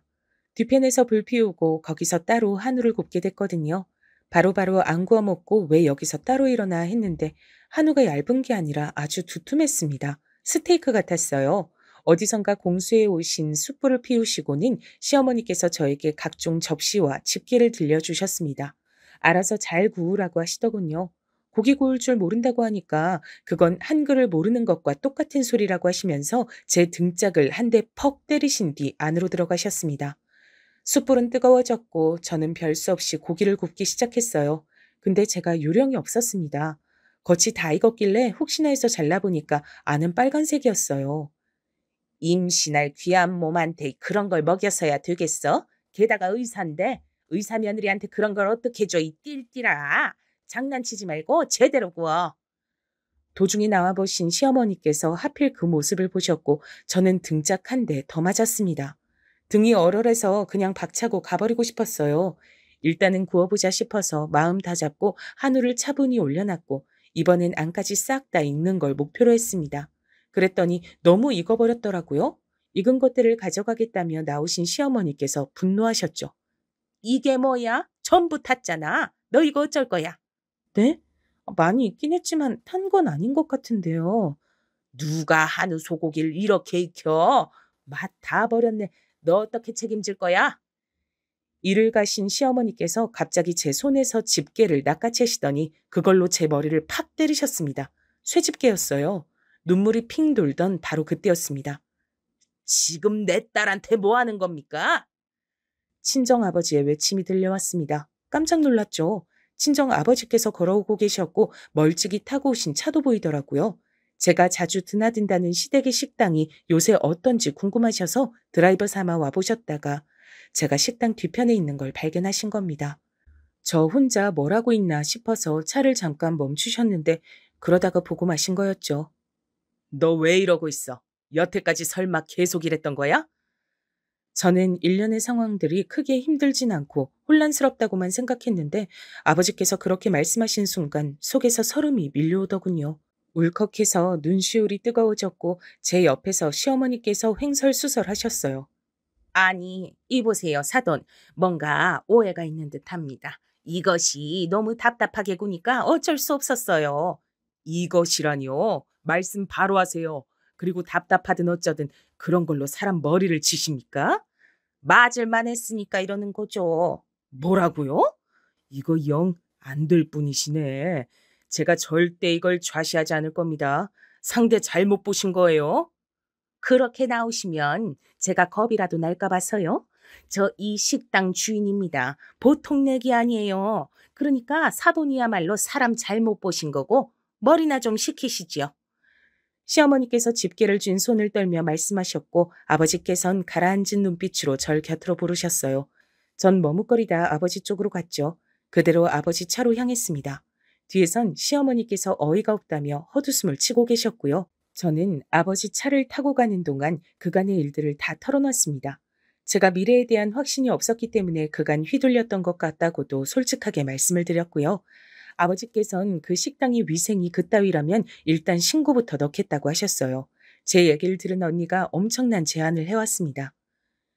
돈 잃고 막막했지만 다들 집집마다 부동산은 하나씩 남았잖아요.